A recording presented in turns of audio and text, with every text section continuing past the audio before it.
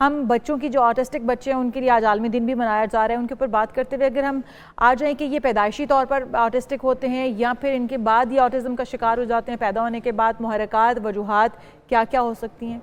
Basically इसमें different causes आते हैं, जैसे कि पैदाइशी तौर पे ऑटिस्टिक होना, उसमें सिम्टम्स हमें नज़र आती हैं बट हम इग्नोर कर देते हैं। ठीक है, प्रॉपर डायग्नोस होता है 2.5 ईयर में। ठीक है, उसके बाद फिर कुछ बच्चे ऐसे होते हैं जो कि 2.5 ईयर तक बहुत ज़्यादा मोबाइल यूज़ करवाया जाता है, एक्सेसिव यूज़ ऑफ मोबाइल, जिसकी वजह से ऑटिज़म जो है वो मज़ीद हमें जो है वर्चुअल ऑटिज़म के नाम पे देखा उसमें इजाफा हो जाता है। जी, उसमें इजाफा हो जाता है। इसमें सिर्फ ये 2 मेन फैक्टर्स हैं, बाकी जो है एनवायरमेंटल फैक्टर आ जाता है और फिर डिफरेंट फैक्टर्स होते हैं। तो इसको किस तरह से डील किया जाए, क्योंकि बहुत से पेरेंट्स को तो शायद पता भी ना चलता हो। आप बता रही हैं 2.5 साल की उम्र में ये वाजे हो जाता है, लेकिन उससे पहले अगर बच्चे अपनी किसी ख़ास आदत की वजह से वालिदैन की नज़र में नहीं आए या उनको पता नहीं चल रहा कि ऑटिस्टिक बच्चा है हमारा या उसको ये मर्ज़ लाहक हो गया है, तो फिर किस तरह से पहचान की जाए और फिर ट्रीटमेंट क्या होना चाहिए? अगर मोबाइल टैब्स ना दें तो क्या बर्ताव, क्या तरीका, क्या एक्टिविटीज़ रखें उनके साथ? बेसिकली इसकी जो अर्ली साइंस होते हैं, यानी आपको अगर 2.5 में जाके भी सिम्टम्स नज़र आ रही हैं तो उसमें सबसे पहली सिम्टम होती है आई कांटेक्ट ना देना बच्चे। ओके, अच्छा, ठीक है, उसके अलावा फोकस उनका डिस्टर्ब होता है। एग्जैक्टली, हम आई कांटेक्ट के नॉर्मल पर्सन जो है वो आई कांटेक्ट देता है, लेकिन जो ऑटिस्टिक बच्चा है वो आई कांटेक्ट नहीं देगा। ठीक है, 2.5 साल की उम्र तक भी बच्चा हो तब भी आपको ये तो सिम्टम्स नजर आ रहे हैं। एग्जैक्टली, सिम्टम्स जो है वो नज़र आना स्टार्ट हो जाती हैं। उसके अलावा बच्चा जो है उसमें नॉन वर्बल या वर्बल जो है वो आ जाता है। कुछ बच्चे होते हैं नॉन वर्बल, ठीक है, वो बोल नहीं पाते और काफ़ी टाइम तक जो है वो डिले स्पीच में जा रहे होते हैं। कुछ होते हैं जो कि वर्बल होने के साथ डिफरेंट स्पीच रिलेटेड इश्यूज आना शुरू हो जाते हैं। ठीक, उसके अलावा जो है इसमें फिक्सेशन बहुत ज़्यादा होती है। फिक्सेशन मीन्स कि एक पैटर्न बना लेते हैं और उस पैटर्न के अकॉर्डिंग ही उन्होंने हर रोज़ चलना होता है, डेली लाइफ का पैटर्न बन जाता है। उसके अलावा अगर आप एक रास्ते से लेके जा रहे हैं वो एक पैटर्न बन जाएगा उनका, और वो डेली वही करना चाहेंगे। डेली वही करना चाहेंगे। okay. लिमिटेड इंटरेस्ट हो जाएगा और हर किसी के साथ खेलना पसंद नहीं करते हैं। ठीक है, ये अमूमी तौर पे जो बच्चे आपस में खेल रहे होते हैं उनकी एक्टिविटीज़ डिफरेंट होंगी, तो वालिदैन को ये चीज़ नोटिस करनी चाहिए। एग्जैक्टली, ये चीज़ें पेरेंट्स का काम है नोटिस करें। ठीक है, अब इसमें ये है कि अर्ली साइंस की अगर बात करें जो कि 2.5 से कम बच्चे होते हैं, उसमें ये होता है कि हम बिल्कुल जब बच्चा छोटा होता है, ठीक है, तो उसमें हम ये करते हैं कि बच्चे के साथ जब हम वैसे ही प्ले कर रहे होते हैं, ठीक है, अब प्ले में ये होता है कि बच्चा नाम पे रिस्पॉन्स नहीं दे रहा। ठीक है, हम नाम बुला रहे हैं, बार-बार नाम लिया जा रहा है, हम बार-बार बुलाएंगे वो रिस्पॉन्स नहीं देगा। पहला साइन ही वो है ऑटिस्टिक का। दूसरा, आई कांटेक्ट नहीं देगा, यानी अगर आप बुला रहे हैं वो इधर उधर देख रहा है, छोटा बेबी जो होता है। ठीक है, उसके अलावा अगर इसके ट्रीटमेंट प्लान की बात करें तो ट्रीटमेंट प्लान में आता है बिहेवियर थेरेपी आप करवाएं। बच्चे के बिहेवियर्स, क्योंकि उसमें हाइपर एक्टिविटी और डिफरेंट बिहेवियर्स हमें नज़र आते हैं जिसकी वजह से बच्चा टिक के नहीं बैठता, सोशलाइज नहीं होता, उसमें फिर हम बिहेवियर थेरेपी या ABA थेरेपी का यूज़ करते हैं।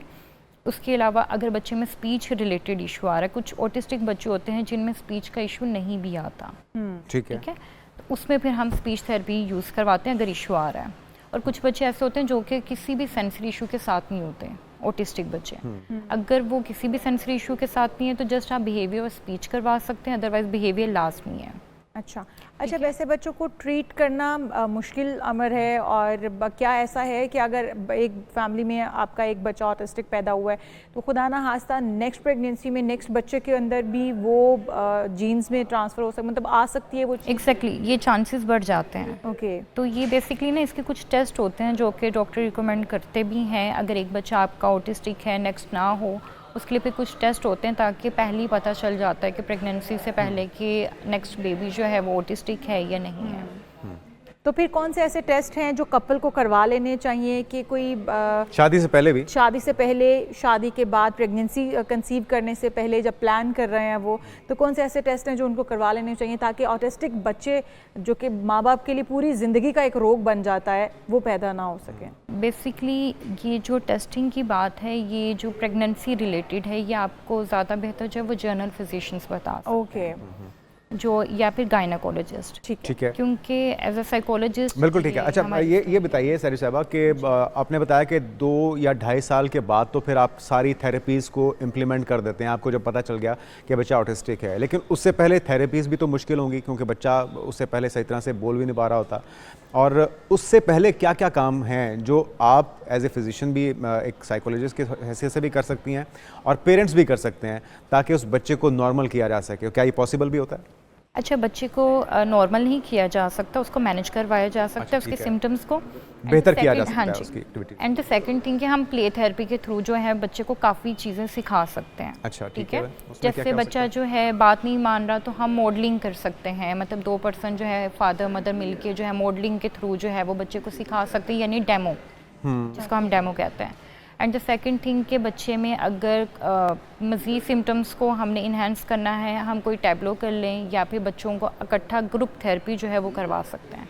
ग्रुप थेरेपी बहुत जल्दी बच्चों को जो है वो ठीक करती है, और जो छोटे बच्चे हैं उसमें हम प्ले थेरेपी। अच्छा, एक और चीज़ कि एक सवाल मैं पूछना चाहूँगा, वो ये कि जो स्कूल जाने की एज आती है ऑटिस्टिक बच्चे की, तो बेहतर क्या होगा कि उसे नॉर्मल बच्चों के स्कूल में एडमिट करवाया जाए, एडमिशन उसका करवाया जाए, या स्पेशल बच्चों के उसमें करवाया जाए? क्योंकि वहाँ पे स्पेशल बच्चे होंगे, उसकी वजह से कहीं ऐसा तो नहीं कि उसकी जो सलाहियतें हैं जो निखर कर बेहतर हो सकती हैं वो और किसी और साइकोलॉजिकल इशू की तरफ चला जाए, और नॉर्मल एनवायरनमेंट में वो बेहतर ग्रो करे, बेहतर चीज़ों को अडॉप्ट करे? बेहतर क्या होगा ऑटिस्टिक बच्चों के लिए, किस एनवायरनमेंट में पढ़ना? एज अ साइकोलॉजिस्ट मैं ये रिकमेंड करूँगी कि बच्चे को सेशंस के साथ एक नॉर्मल स्कूल में एडमिट करवाया जाए। सेशंस उसके दिलवाए जाएँ डेली बेस्ड पे, उसके साथ जो है बच्चे को नॉर्मल स्कूल में जो है वो करवाया जाए। उसमें फिर आप डिफरेंट टीचर्स उनके साथ जो है इंगेज करवा देते हैं। एज अ साइकोलॉजिस्ट मैं ये रिकमेंड करती हूँ। मैं स्पेशल स्कूल्स को रिकमेंड इसलिए भी नहीं करती क्योंकि वहाँ पे बच्चा जो है जो चीज़ें उसके अंदर नहीं भी हैं वो अडॉप्ट कर लेता है। ओके, ये बहुत मेन रीज़न है बेसिकली। ठीक। तो अब आपने थेरेपी की बात की कि थेरेपी आप लोग करवाते हैं, काउंसलिंग जिस तरह से हो जाती है बच्चे की। एक बड़ा बच्चा है, पेरेंट्स ने उसको इग्नोर किया, वो ऑटिज़म का शिकार था, उसको उस तरह की ट्रीटमेंट्स या थेरेपी या साइकोलॉजिस्ट के पास नहीं लेकर जा सके हैं। अब वो स्टेज पर है कि वो बड़ा हो चुका है, मैच्योर हो चुका है, चीज़ों को अंडरस्टैंड करता है, लेकिन उस तरह से परफॉर्म करने की सलाहियत उसकी निखर नहीं पाई है। तो उसके लिए क्या तरीक़ाकार है? क्या कोई ऐसी स्टेज है जिसके ऊपर ये बिल्कुल क्योरेबल नहीं होता, इसको कोई हल नहीं बचता? कौन कौन सी स्टेजेस हैं जिनके ऊपर आप काम कर सकते हैं, बच्चे ठीक हो सकते हैं, और कौन सी स्टेज के साथ जो बच्चे हैं वो ठीक नहीं हो सकते? और क्या मेडिसिन भी है थेरेपी के अलावा? मेडिकेशन होती है, ठीक है। मेडिकेशन जो है वो लेवल 1, लेवल 2, लेवल 3 यानी तीनों पे आप दे सकते हैं, ठीक है। लेवल 1 पे थोड़ा सा ये होता है कि अगर आप अवॉइड करवा लें और साथ थेरेपीज़ को ज़्यादा कर लें, वो ज़्यादा सिक्योरेबल होता है। एंड द सेकंड थिंग कि जैसे आपने बात की अडल्ट की, तो अडल्ट में ये होता है कि आप उनको स्किल्स सिखा सकते हो, ठीक है। लेकिन जो उसकी हाइपर एक्टिविटी टाइमली इंक्रीज़ होती गई है, उसको आप उस तरीके से कंट्रोल नहीं कर सकते। उसमें फिर ये कि ज़्यादा स्ट्रगल लगती है, जो थेरेपीज़ हैं वो फिर ज़्यादा जो है आपको अप्लाई करनी पड़ती हैं। उसमें ये है कि फिर फादर मदर और थेरेपिस्ट तीनों का बहुत इंपॉर्टेंट रोल प्ले करना पड़ता है वहाँ पर। आपने बताया था कि कुछ मुख्तलिफ अक़साम भी हैं ऑटिस्टिक बच्चों की, वो कौन कौन सी अक़साम हैं और उनमें फ़र्क क्या है? बेसिकली लेवल 1 जो है इसमें यही इनकी टाइप्स हैं। लेवल 1 के अंदर ये होता है कि बच्चा नॉर्मली थोड़ा बहुत जो है ना इंटरेक्ट कर लेता है दूसरों से, आई कांटेक्ट इतना ख़राब नहीं होता। लेवल 2 में थोड़ा ज़्यादा होता है, और लेवल 3 में बिल्कुल ही आइसोलेशन वाली साइड पे चला जाता है। हाइपर एक्टिविटी बढ़ जाती है, हेड बैंगिंग जो है वो बहुत ज़्यादा बढ़ जाती है, खुद को हिट करना, दूसरों को हिट करना, बैठे बैठे शेकिंग करना, फ्लिपिंग बहुत ज़्यादा हो जाती है। बाकी एज़ कम्पेयर टू जो लेवल 2 है, लेवल 1 है, उसमें कम होती है। अच्छा, ब्रेक पर जब हम थे तो आपसे बात कर रहे थे, क्या ये लोग नॉर्मल ज़िंदगी की तरफ आ सकते हैं? क्या हम लोगों की तरह, बाकी लोगों की तरह ये नॉर्मल अपनी ज़िंदगी शुरुआत उसकी कर सकते हैं? अच्छा, कर सकते हैं, नॉर्मल लाइफ स्पेंड कर सकते हैं, लेकिन ऑब्वियसली मैनेजेबल है, मैनेज कर सकते हैं। मैनेज करने के साथ ये है कि आप उनको इंसाइट दें कि एक्चुअल ऑटिस्टिक है क्या, ऑटिज़म उनके अंदर क्या क्या उनके अंदर बच्चों के अंदर सिम्टम्स हैं, वो अगर हम बच्चे को बता के उसको फर्दर लाइफ स्किल्स उसके अच्छे करते हैं, उसको वोकेशनल ट्रेनिंग बहुत अच्छे से देते हैं, ठीक है, और उसकी बाकी की जो लाइफ स्किल्स हैं वो उसको अच्छे से अगर प्रोवाइड की जाए तो बहुत अच्छे से वो नॉर्मल बच्चों की तरह। एजुकेशन के साथ बच्चे को ये सेंस होनी चाहिए, उसको ये नॉलेज होना चाहिए कि उसके अंदर कौन सी कमियां हैं और किन सलाहियतों के साथ वो पैदा हुआ है, ताकि वो अपनी कमियों को भी जानता हो, अपनी सलाहियतों को भी जानता हो, और फिर वो अच्छे से ज़िंदगी को लेकर चल सके।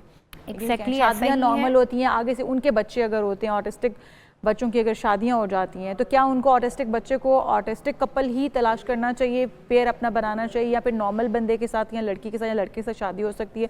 और फिर क्या उनके बच्चे तो ऑटिज़म का शिकार नहीं हो जाते? अच्छा, इसमें 50-50 चांसेस हैं, ठीक है, कि अगर वो शादी करते हैं नॉर्मल कपल में भी, मतलब नॉर्मल किसी भी पर्सन के साथ, तो 50-50 चांसेस हैं कि बच्चा ऑटिस्टिक हो जाए। अच्छा। ठीक है। एंड द सेकंड थिंग कि जैसे कि आपने अभी बात की कि बच्चा जो है वो नॉर्मल लाइफ में जाए और वो सारा, तो बेसिकली ऐसा होता है। इवन कि पाकिस्तान में थोड़ा सा एजुकेशन की कम, क्योंकि हमें वैसे पता नहीं है, Awareness भी नहीं है। एग्जैक्टली, अवेयरनेस नहीं है। हमें बेसिकली यहाँ पे ये चीज़ नहीं पता कि किस लेवल पे बच्चा जा सकता है और क्या क्या थेरेपीज हम अप्लाई कर सकते हैं। यहाँ पे बेसिकली थोड़ा सी ये चीज़ें हैं, अगर आप आउट ऑफ कंट्री जाएं तो वहाँ पे थोड़ा सा ये आ जाता है Government own करती है। एग्जैक्टली जी हाँ। अवेयरनेस आ जाती है वहाँ पे। इवन कि आप अगर आइंस्टाइन की बात करें तो वो भी भी autistic थे। विद ऑटिस्टिक तो देखे ना कितना नाम बनाया है। Exactly. Thank you so much SI साहब। हमारे पास वक्त की कमी थी, टॉपिक बहुत अहम था, और अपने बच्चे को नोटिस कीजिए, और अगर आपको पता चल चुका है कि वो इस मर्ज़ का शिकार है तो उसको खुसूसी ट्रीटमेंट दीजिए, उसको वक्त ज़्यादा दीजिए, और फिर उसकी बेहतरी के लिए इकदाम कीजिए।